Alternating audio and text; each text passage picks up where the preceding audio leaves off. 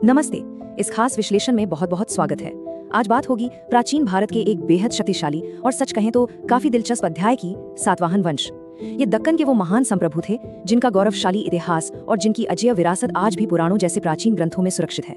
तो चलिए बिना किसी देरी के इस कहानी में गोता लगाते हैं। आज के सफर में सातवाहन वंश की स्थापना से लेकर उनके महान शासकों, शानदार अर्थव्यवस्था, समाज, कला और अंततः इस साम्राज्य के पतन तक की पूरी कहानी को एकदम विस्तार से समझा जाएगा। एक पूरा जीवन चक्र है ये। तो शुरुआत करते हैं पहले हिस्से से, सातवाहन वंश की स्थापना और दक्कन के नए संप्रभु। ये वो समय था जब दक्कन के राजनीतिक मंच पर एक नई ताकत ने कदम रखा था। लगभग 60 ईसा पूर्व का वो वर्ष इतिहास में ये कोई आम साल नहीं था, बल्कि एक बहुत बड़ा टर्निंग पॉइंट था। इसी समय सिमुक नाम के एक प्रतापी नेता ने कण्वा वंश का पूरी तरह से अंत किया और इस महान साम्राज्य की नींव रखी। दिलचस्प बात यह है कि इतिहास में इन्हें आंध्र वंश के नाम से भी जाना जाता है। इनकी सत्ता के दो बहुत ही मजबूत केंद्र थे। पहली और प्रारंभिक राजधानी थी प्रतिष्ठान, जिसे आज हम महाराष्ट्र के पैठन के रूप में जानते हैं, और दूसरी सबसे अहम राजधानी थी अमरावती, जो आज के आंध्र प्रदेश में है। महाराष्ट्र से लेकर आंध्र प्रदेश तक का ये विशाल फैलाव ही इनके भौगोलिक प्रभुत्व की असली कहानी बयां करता है। अब बढ़ते हैं दूसरे अध्याय की ओर, महान शासक और साम्राज्य का विस्तार। आखिर वो कौन से नायक थे जिन्होंने एक क्षेत्रीय राज्य को इतने विशाल साम्राज्य में बदल दिया? ये कार्यक्रम अपने आप में पूरी तस्वीर साफ कर देता है। 60 ईसा पूर्व में सिमुक से जो शुरुआत हुई, उसे पहली शताब्दी ईसा पूर्व में शातकर्णी प्रथम ने अश्वमेध यज्ञ करके और भी आगे बढ़ाया। फिर द्वितीय शताब्दी ईस्वी में तो मानो इस वंश का स्वर्ण शिखर ही आ गया, गौतमी पुत्र शातकर्णी के रूप में, जो यकीनन सर्वश्रेष्ठ शासक थे। और अंत में आते हैं यज्ञ श्री शातकर्णी, जिन्होंने समुद्री व्यापार को एक नई ऊंचाई दी। क्षत्रियों के अभिमान का नाश करने वाला। सोचिए, ये सिर्फ एक वाक्य नहीं है, ये एक प्रचंड विजय गर्जना है। महान शासक गौतमी पुत्र शातकर्णी ने शक शासक नहपान को बुरी तरह हराने के बाद स्वयं को ये शानदार उपाधि दी थी। इससे साफ पता चलता है कि उस दौर में उनका सैन्य प्रभाव कितना जबरदस्त रहा होगा। आमतौर पर प्राचीन इतिहास में सिर्फ राजाओं की चर्चा ज्यादा होती है ना? लेकिन सातवाहनों की सच्चाई वाकई हैरान करने वाली है। नाणेघाट अभिलेख का संबंध महारानी नायनिका से है और नासिक अभिलेख गौतमी पुत्र की माता गौतमी बलश्री से। ये साबित करते हैं कि शाही महिलाओं का साम्राज्य में कितना गहरा प्रभाव था। वो सिर्फ राजमहल में नहीं बैठी थी, वो इतिहास लिखवा रही थी और प्रशासन को चला रही थी।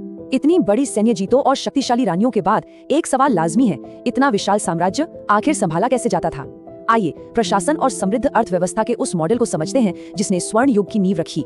इनका प्रशासनिक ढांचा एक परफेक्ट पिरामिड की तरह था। एकदम टॉप पर राज्य, जिसे वंशानुगत राजा संभालता था। उसके नीचे आहार यानी प्रांत, जिनका जिम्मा अमात्य और महामात्र के पास था।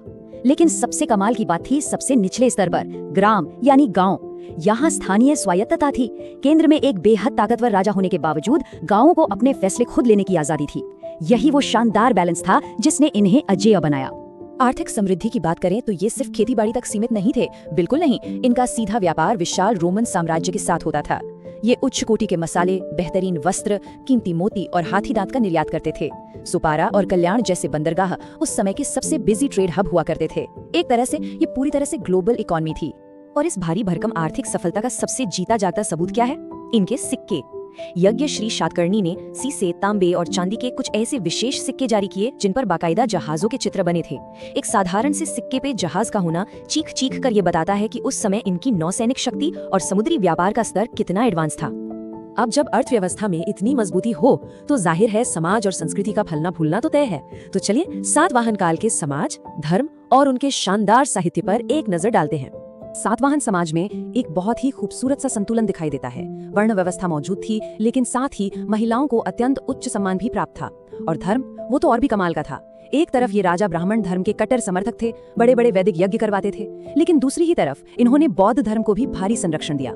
बौद्ध भिक्षुओं के लिए भव्य स्तूप बनवाए। सच में ऐसी धार्मिक सहिष्णुता बहुत कम देखने को मिलती है। और साहित्य के क्षेत्र में तो इन्होंने एक अलग ही लकीर खींच दी। गाथा सप्तशती कोई ऐसी वैसी किताब नहीं है, ये सीधे राजा हाल द्वारा रचित एक महान कृति है।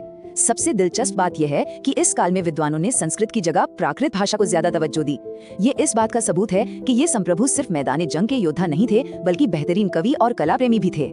कला प्रेम की यही भावना उनकी इमारतों और गुफाओं में सबसे ज्यादा निखर कर आई। आइए शानदार कला, स्थापत्य और खास तौर पर अमरावती शैली के उदय की बात करते हैं। आज भी कुछ जगह ऐसी हैं जहां जाकर सातवाहनों के गौरव को महसूस किया जा सकता है। अमरावती का महान स्तूप, जो बौद्ध कला का बहुत बड़ा केंद्र बना, और महाराष्ट्र की विश्व प्रसिद्ध कारले और नासिक की गुफाएं, ये वही दौर था जब अमरावती कला शैली पूरी तरह से परवान चढ़ी और भारतीय कला के इतिहास में उसने अपनी एक अमिट छाप छोड़ दी। जब भी इन जगहों की वास्तुकला की बात होती है, 3 चीजें प्रमुखता से सामने आती हैं: स्तूप, चैत्य और विहार। स्तूप वो पवित्र गुंबद थे जहां अवशेष रखे जाते थे। चैत्य एक प्रकार के प्रार्थना कक्ष या हॉल हुआ करते थे, और विहार वो जगहें थी जहां बौद्ध भिक्षु रहते थे। जरा सोचिए, विशाल पहाड़ों को काटकर ऐसी बेजोड़ संरचनाएं बनाना उस जमाने की कितनी एडवांस्ड इंजीनियरिंग रही होगी। खैर, इतिहास का एक अटल नियम है, जिसका उदय हुआ है उसका पतन भी होगा। एक लंबे और शानदार युग के बाद दक्कन के इन महान संप्रभुओं का समय भी धीरे धीरे ढलने लगा। देखते हैं इस महान साम्राज्य का पतन आखिर हुआ कैसे। 3री शताब्दी ईस्वी आते आते ये विशाल ढांचा चरमराने लगा। महान शासकों का युग जैसे ही खत्म हुआ, गद्दी के लिए उत्तराधिकार की भयंकर लड़ाई शुरू हो गई।